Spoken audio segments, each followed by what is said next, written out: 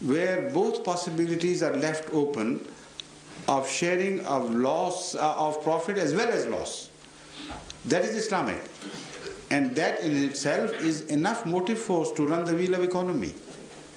Partnerships and shares with full responsibility that if somebody makes profit out of the money he borrows, then you share the profit even beyond the so-called interest rates. And if he suffers a loss, then you should also suffer a loss along with such a person. So the guarantees would only be regarding the integrity and honesty of such people or firms. So Islam promotes those values in its system automatically. People would go only to such houses and such companies who have high reputation in integrity, because then they would know that whatever they earn, they would share their profits, etc. Otherwise, they will not go to them. Also, their cleverness, their experience, their qualities of handling trade and industry, etc., would also earn them a fame whereby they would become magnets of attracting money from others. So that is exactly what happened in the early Islamic system. A strange thing happened which you will not find today in the world. Today, you do not deposit your money with mullahs, with the Muslim scholars. You never trust them.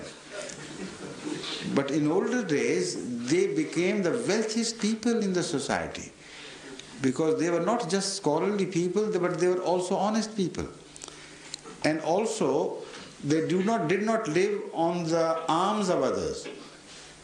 They were regular members of the society and the economy, and they shifted for themselves. So these two qualities made people to run to them and deposit their monies and to beg them to make them their partners, sleeping partners, of course. So Hazrat Imam Abu Hanifa, one of the greatest jurists in the world of Islam, with the largest following in the world of Islam, became multi-millionaire because of his capability as a good trader and also because of his integrity. People sometimes used to leave heaps of money with him despite his protest, I don't have any employment for it. But say, all right, if you ever have an employment, we would come and find out. So that was happening. The values were enhanced and values were brought to a sharp focus. So the financial system also promoted human values of integrity, etc. The present system works the other way around. Here, for a successful trade and for a successful industry, you have to be a good cheat as well. And, a sharpshooter sort of thing. Otherwise, you can't stay above the surface.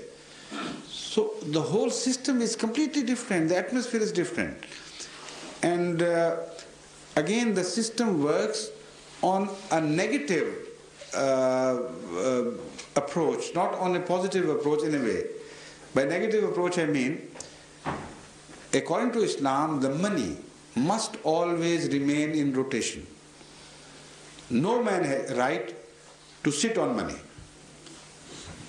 And if he has amassed treasures of money, then he must pay fine instead of his earning interest.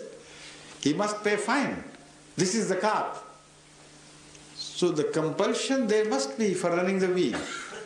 In Islam, such a person is charged for holding money, not paid for holding money.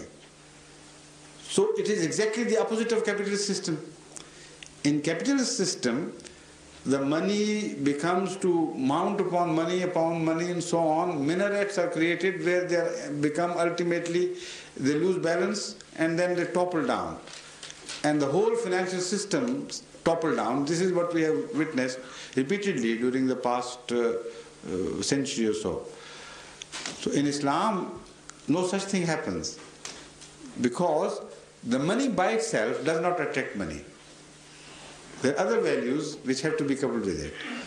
So that's just a short illustration of how this question has to be tackled.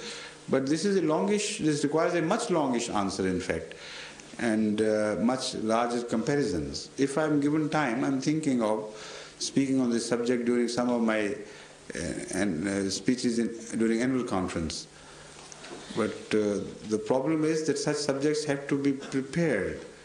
You have to have a lot of data and comparative data, particularly,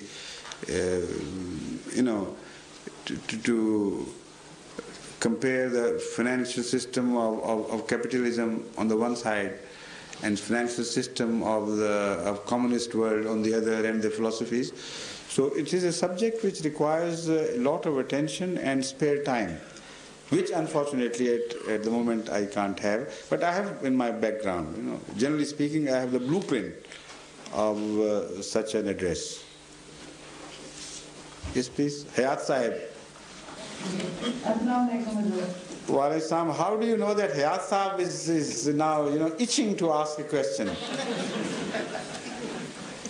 I'm going to ask a question. It's quite important for women.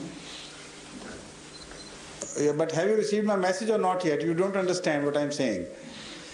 You know Mr. Bashir Hayat, don't you? Do you know Mr. Bashir Hayat? No, sir, I don't know. You never heard of him?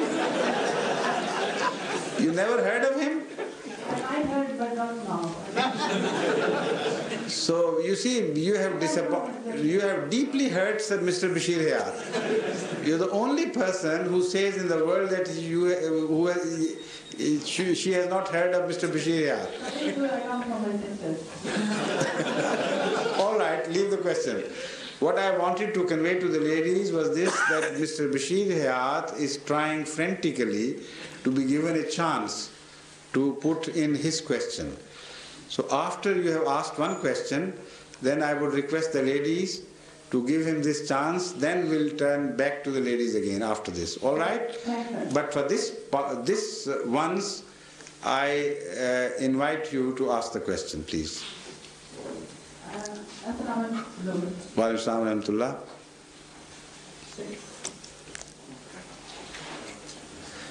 Is the communication link severed or what happened? My question is about women. Yes. When they go for Hajj, Yes. Islamic teaching, they should go with their mahram. Sometimes, unfortunately, women don't have anyone to go for the Hajj. To go with? Yes. Yes, right, yes. So, in this situation, could you please explain what should they do? What do you think they should do in that case? Pardon?